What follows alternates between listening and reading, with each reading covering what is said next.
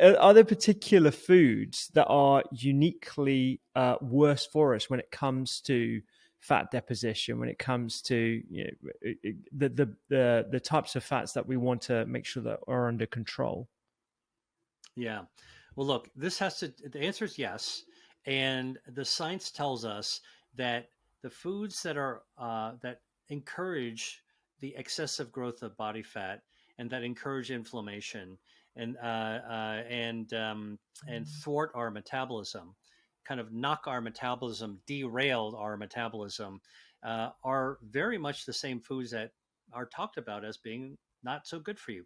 Sodas, both regular soda and diet sodas with artificial sweetener sodas, non-caloric sodas, added sugars, too much added sugar, too much calories. I mean, that's like basically not just filling up your gas tank. That's like putting a jet nozzle and Mm, jetting out that gas. Like your metabolism can handle it, but at a certain point, it's going to go, whoa, this is way too much for me to handle. Over time, again, once or twice, occasionally, not a big deal. Over time, that overwhelmingness of the metabolism leads to spillage, leads to waste, leads to toxicity. So, added sugars. Number three, ultra processed foods. Now, ultra processed foods almost has become a bumper sticker. So, let me mm, explain a little bit more closely. These are food products that big companies make, but even small companies make them, and they fundamentally take whole foods, raw ingredients, and they transform them and combine them in ways and extrude them and shape them in ways in which the product never doesn't even resemble food anymore. And so, the fact of the matter is that the shape of your breakfast cereal or some of the candy you might eat, the combinations, that's ultra processed, and ultra processed foods also tends to be cheap. It tends to be live forever or mm, last for a long time. And the reason it lasts and it tastes great, because it's artificially flavored, often with chemicals. It looks beautiful because it's artificially colored. Now, I know in Europe, for example, there's been, I think, a faster enlightenment of protecting citizens by banning some of the artificial flavorings and colorings. In America, in the United States of America, not so. There's still a lot of things that are banned in Europe that are common in the foods that are surrounding us now. Those damage our metabolism. They damage our health defenses. They damage our gut microbiome, which is connected to our mm. metabolism by helping to streamline our metabolism. So that's ultra processed foods. Anything that, by the way, you pick up and it's got like 20 ingredients and you look at them and you can't pronounce most of them and you can't tell what they do. That's something that is important that I sort of use as shorthand for people like, teach me, Dr. Lee, about what an ultra processed food actually is. I say, look, there's a lot to say about that. But if you pick up a package and you read the ingredients, just like 20 ingredients on there, and you can't define what every ingredient does, what it contributes, it's probably ultra processed. That's a good way to look at it. Um, and then I would actually say that other things that encourage derailing of our metabolism and overage, unhealthy oils, excessive saturated fats like in red meats, Mm, excessive, like a little bit, good source of protein. And I would also say processed meats, mm, because they're processed. They've got all kinds of other chemicals and things associated with them. So by the way, I just listed the same things that everyone talks about over and over again that are not so good for us. What I'm saying is that now we have another reason to understand that they actually derail our hardwired metabolism and they encourage harmful body fat to actually grow. mm. Yeah, yeah, exactly. I think it always serves as a reminder to go through this, and as a general heuristic, what you just described there. If you can't recognize the ingredients, it's packaged, it has a very long shelf life. It most likely has got a lot of contaminants and a lot of additives. The environmental pollutants that you talk about in your book as well, about how they're obesogenic. A lot more people are coming around to this idea about phthalates and other obesogens as derailing our metabolism. So that's really important. I think we should go into the good stuff now. Like I want to talk about these bioactives. So, it was enlightening to read about the mechanisms behind bioactives and how they can impact healthy fat. How they can amp up your brown fat, how they can trigger thermogenesis, and how they can improve your mitochondria, the power cells of the powerhouses of your cells. Why don't we talk about those mechanisms first, and then perhaps we can go into some of those bioactives, and then dive into some of those delicious foods that you and I both love. Sure. Okay. So, as we discussed, there are three main types of body fat: the wiggly jigglies, which is the subcutaneous fat you can see; the visceral fat, which is the choking fat of our organs, wrapped around our organs. Okay, that you need some of it, but too much of any of those things is not good. And then the brown fat, which is to the best of our knowledge, it's all good stuff. All right, it's the space heater, the fuel cell, and it's designed to burn down extra energy. So it's a good fat that can fight the bad fat, in fact, by burning off extra fuel. Why? By the way, I want to explain why it's called brown fat, because it has to do with the mechanism. Um, Brown fat is brown colored, and they've looked at this under the microscope because brown fat contains a lot of iron. It turns out that the space heater function, the cellular organelle that generates the heat, is the mitochondria. Now, when I was in medical school, and probably you as well, Rupi, and we had to memorize everything, Yeah. and there were like thousands of things to memorize every single week. I tried to find fun ways to memorize. So I used to memorize mitochondria as the mighty chondria, and it's small but mighty. And these are the fuel cells. These are the nuclear power plants of our cells. They generate energy. And to generate that energy, there's a lot of iron in it, same kind of iron that causes rust, all right, or that gets rusty. And so rusty iron is brown. And so mitochondria are brown. And brown fat, even though it's thin and it's wafer thin, is packed with mitochondria, this fuel generating, light up stuff, the organelles, the nuclear power plants. And because it's so densely packed with mitochondria, it's got a lot of iron in it. So that's why it looks brown. So number one, there's a reason why brown fat looks brown. Okay. Yeah. Nice. Now, the way that actually you can turn on and get rid of harmful body fat, the easiest way is actually to activate thermogenesis. Basically, that's just flipping the switch so that your brown fat starts to fire up.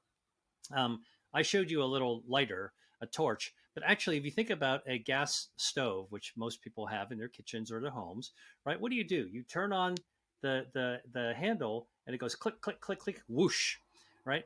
That's what certain foods can actually do. When you're eating certain foods, it actually sends signals to your brown fat, and it goes whoosh. And once it goes whoosh, just like your stove, it requires fuel to keep that flame going. Where's it going to draw that fuel from? It's going to draw it from your harmful fat. So that's how you burn it down. So that's one basic mechanism, but it gets much more interesting than that for thermogenesis. For example, hot chili peppers, which I happen to like spicy food. But everyone knows what happens when you eat something spicy like a chili pepper. Pepper flakes you put on your pizza. That's a great example, right? In fact, I have a little sample here. Let me just show you. Yeah. I just happen to be in front of a desk so I can show you this stuff. Look at Perfect. that. Oh, That's yeah, the kind of beautiful. stuff, right? And it comes off of a plant like that. Okay. So what happens is that when you put it on your tongue, you feel the burn, the zing. And what's happening is that there's a bioactive called capsaicin. It actually is also, there's another family called capsinoids. They're all that chemical family. And like a key that fits into a lock, your tongue has the lock. It's a receptor for capsaicin. It's a capsaicin receptor. There's a name for it, by the way.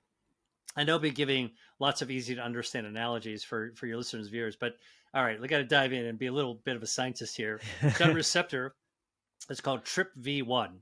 And it's not only all over our tongue, but it actually is in our esophagus, in our stomach, in our guts, all the way down to our intestines. And it's also at the very tail end, even on our rectum. So you've heard that saying, burning on the way in and burning on the way out. Yeah. Hey, you know what? That's because of TRPV1, the receptor. But here's the interesting thing, the connection between body fat and thermogenesis. Hot chili pepper on your tongue, lock, the key fits into the lock, the TRPV1 receptor. As soon as that happens, you feel, it's spicy. Your tongue sends a text message to your brain, amazingly. And it tells your brain to do two things. One is to release endorphins. Endorphins are the feel-good hormones, which is why some people really are addicted to eating spicy food. I gotta have me some more spicy food. Now, the other thing that, and not everybody has the same degree of response. So some people, it's just way too spicy. They have too many receptors. They have the TRPV1 is so dense in their tongue that even a little spice is overwhelming. Okay. But the second thing that the capsaicin from chili peppers on the tongue can activate with the text message to your brain, it can release norepinephrine. Okay. Norepinephrine is a flight or fight hormone. So basically, put up your dukes, all right, or run away. Okay. And what happens is that, and what happens when you do that? Your eyes dilate, you start to sweat, right? And remember, people eating spicy food, they Mm. often sweat and they turn red, right? You start breathing a little bit faster. That's what's happening. And the next time you eat something spicy, I think you and I talked about this when we were in person last year. But this is what's amazing. If you eat something spicy and you just put yourself, like, meditate a little bit, go into a quiet place and pay attention to your body, you will literally feel your brain, your activated brain, your texted brain releasing norepinephrine. You'll feel it running down the side of your neck because the norepinephrine is going down nerves. You will actually feel that sensation Mm. happening, the current going down. And it goes right down to the brown fat that's pressed around the side of your neck to light up that flame. That's called thermogenesis. That signal norepinephrine binds to a receptor on the top of your brown fat. It's called UCP1. Don't worry about the names. But what that UCP1 does, another lock and key on top of your brown fat, is it then ignites your burner on your stove, and then whoosh, it goes up. And now, in order to keep that flame going, it's got to draw the energy down, right? So that's an example of chili peppers found in both Mediterranean cuisine, Asian cuisine, all kinds of Asian cuisines that actually are part of this culinary traditions that are very much part of our humanity. And that's just one example of an ingredient and a mechanism. There's other mechanisms that can work as well, but I thought I would start with thermogenesis. I love that. Yeah, yeah, absolutely. I mean, I remember talking about that and how, and the meditation and, being intuitive as to what's going on in your body. For those of, I mean, there was also a reference to a couple of or lots of studies in the book about a dose response with more chilies in the diet. So they looked at different population and they measured how much chili they have in their diet every single day, and you can definitely see a dose response in the likelihood of them being slim as well. So it's a mechanism that nicely fits with some epidemiological data as well that you've put throughout that entire book. And clinical trials, because I've actually taken the capsaicin out from chili peppers. They packed them into a little uniform tablets of the same dose, and they studied this low dose versus high dose, and they gave an intervention for 4 weeks, 8 weeks, 12 weeks, and you can kind of see the longer you give it, the more weight you will actually lose. And so, by the way, this comes right back to something very important. Mm. Most people who go on diets have a singular goal, which is actually to lose weight. But what we really want to do is improve our body composition by burning down the harmful fat. Let's dive into different categories of food now. Fruit. I think fruit has got a bit of a bad name. Everyone's sort of demonizing the fact that it has natural, delicious sugars.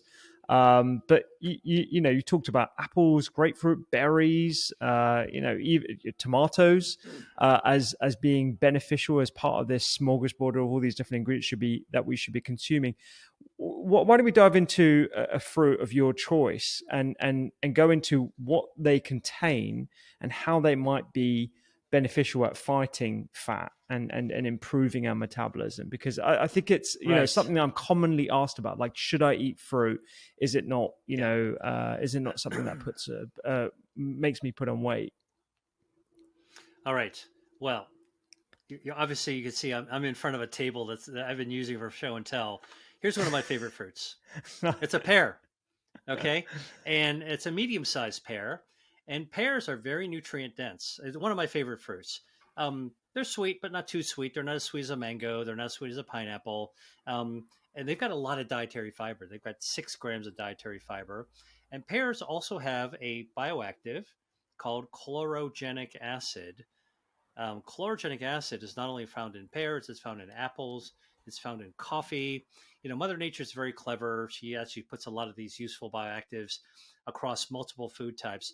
But I love pears, and I want to use this, one of the things that a fruit I enjoy eating, to address this. I think it's an extreme interpretation, well intentioned, about the harms of sugar and fructose. I think as people, we love to either make a food a hero or a villain, Mm. and it is true. Sugar, too much sugar, not good for you. But our brain depends on sugar. Our body can make sugar, and so it's really not fair to basically say, "Oh, a sweet fruit is really bad." Fruits are very nutrient dense, which is they have sugar for energy, they have fiber for our gut microbiome. They've got bioactives to activate our health defenses and activate our metabolism and activate thermogenesis as well. Here's what you want to do: you want to actually choose foods like fruits that taste great, that are pleasing, that also are nutrient dense and give you all these other factors, that are good for your body. So net, you're getting some energy from the fructose and the sugar. You're getting some prebiotic stuff from the dietary fiber, and you're getting a ton of these bioactives to activate your health defenses. You just can't reduce everything to the sweetness of the fruit. That's ridiculous. And I think that it's very important to actually state that. Yeah, yeah. I think it's really important. And when I look at an apple or a pear or a berry, I don't just think about it's got vitamin C, it's got a bit of sugar, and I'm thinking of like the hundreds, if not thousands, of different polyphenols that are having unique impacts on my body. Yes, some of it is on weight control and all the things I've learned from your books. But also on angiogenesis, on DNA, on our gut microbiota. I want people to really think about the wider aspects of what we're consuming on a day-to-day basis. And whole foods are just fantastic at giving us that huge selection of different nutrients. Now, let me give you an example, though, where we do want to be careful.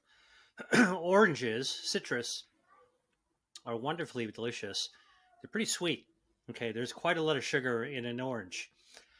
So people always ask me, well, what about fruit juice?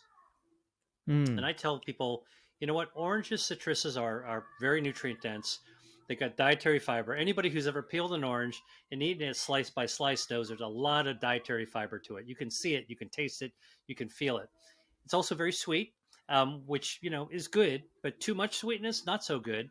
And it's loaded with bioactive, like these polyphenols, narogenin, hesperidin, limonene, like all kinds of great stuff that's good for your metabolism, fights body fat, activates your health defenses. But let's compare an orange to a glass of orange juice. Now, I actually like orange juice, but if you remove all the fiber from orange, all the pulp, you're removing a lot of the good stuff.